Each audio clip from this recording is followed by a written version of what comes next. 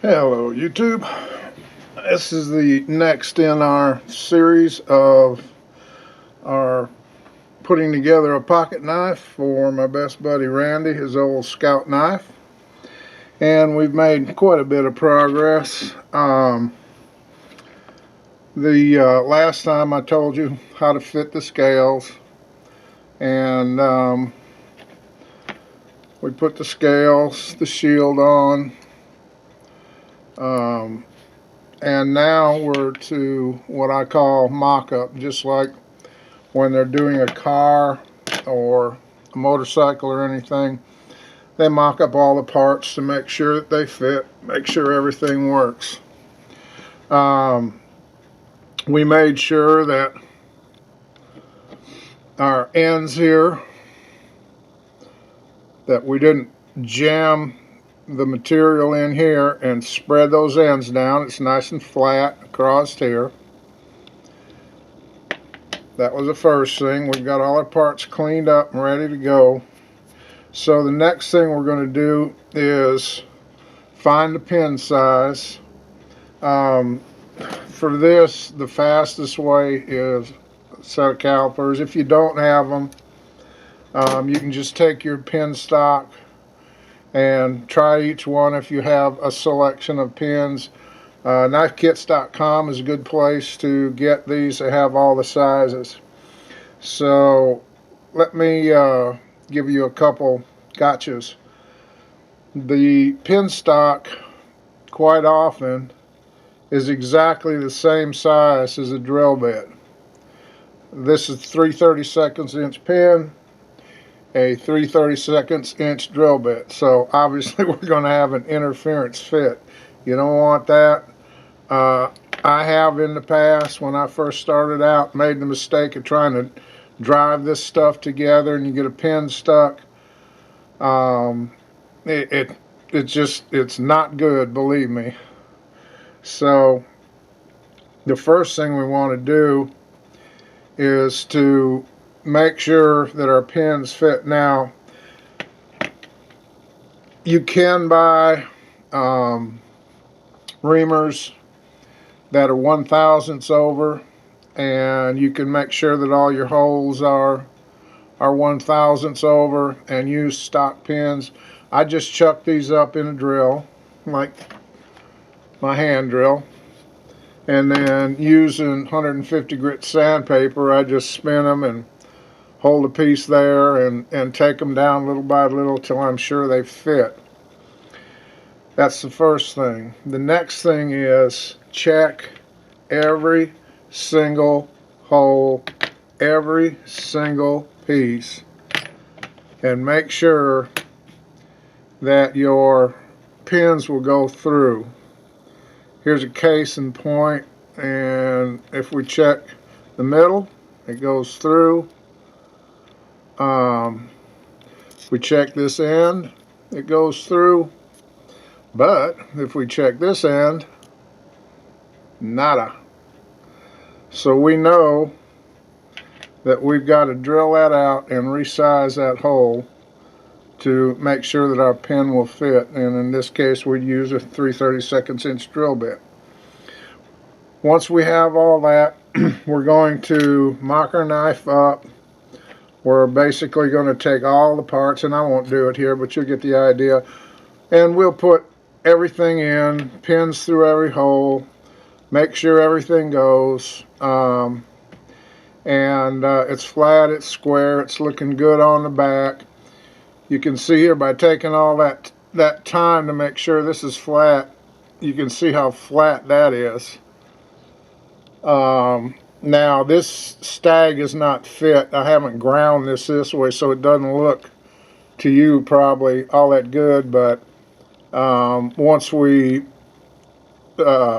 match those and grind it all down to fit, it'll be perfect. The main thing is it's flat across here. We don't have any gaps, and that's what you're looking for. When you check these things, I always check these against a straight edge to make sure they're flat when I'm fitting the stag. If they don't fit flat, then sand it down a little bit, and I just take paper like this, and you can imagine I have just the stag here, not in the knife, and I do a few strokes like that. When I was fitting these, for instance, on this front scale, it didn't fit. It was still too tight. 3 single pulls across that sandpaper and it went in. So the more time you take there, the better fit you're going to get. The other thing I like to do is I will take, and I have this little collet that fits in my screwdriver. I'll go up 1 size from the pin size, and I will put a chamfer on these holes like that. You don't have to go in far, just a little bit by hand, and then I'll run it backwards just to smooth the hole. That gives me a little lip right there, that when I pin this all together, it really locks it in, and you don't have much chance of it coming apart. Now, there are other ways you can do that. They make tapered reamers, and you would buy the appropriate size, and the outside of this would be, of course, bigger than the inside, and that will lock it all together. It's not going to come apart either, but you can do it with these, you know, just to make it easy, to save you some money if you don't want to go to all that expense. Did I mention do this by hand? Don't use this. Don't use a drill press. Did I mention do this by hand? Because if you don't, I guarantee you it will grab that thing in your drill press or your drill bit, and it'll just go right through it, and then you got problems. So just a little setup like this, you can actually even take just the drill itself and just drill it enough to do it. You don't need much, just a tiniest little lip is going to lock that in there once we pin our pins over.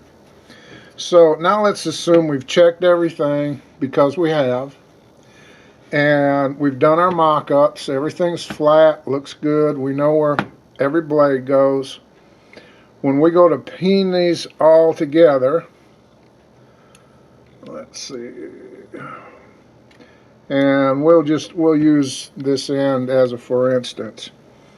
We'll say that we've got all our blades, everything's in here, and I'm not going to say it, don't you guys say it either.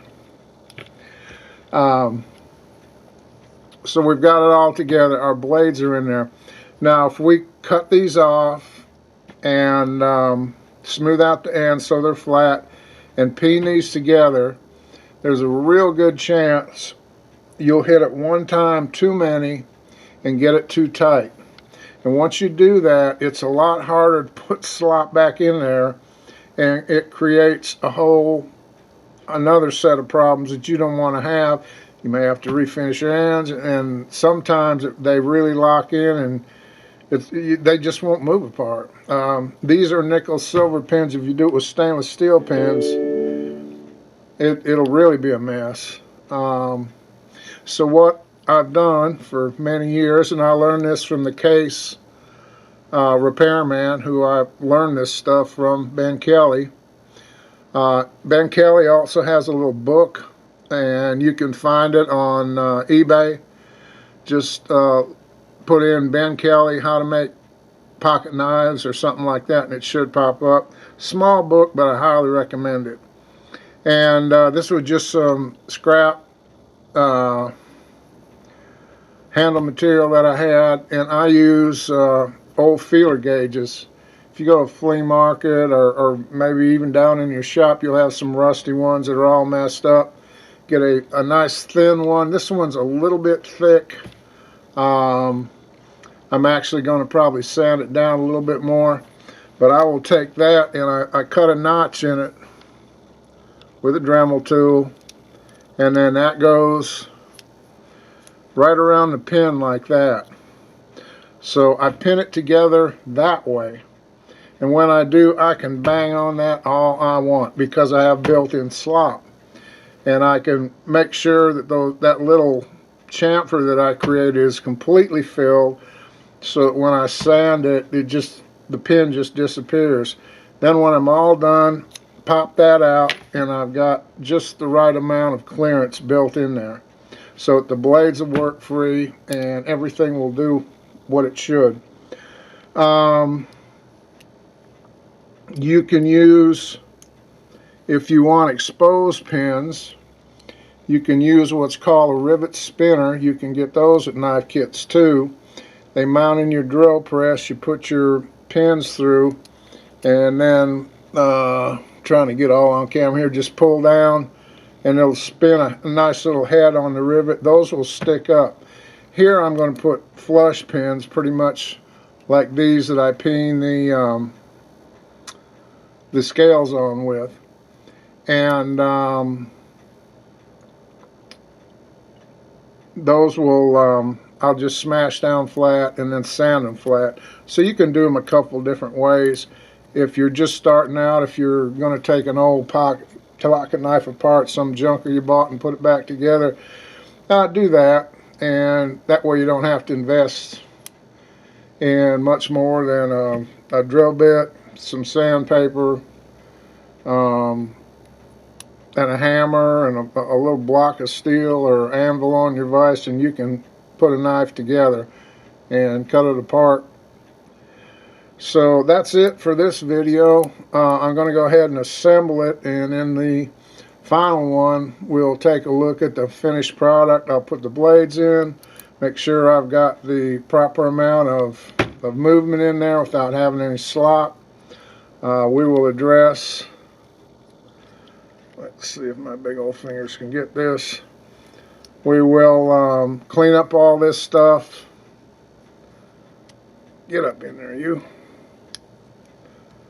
And we'll make sure that all of this is flush in the way it should be. But you can see it's nice and flat, so it's going to look pretty good when it's done.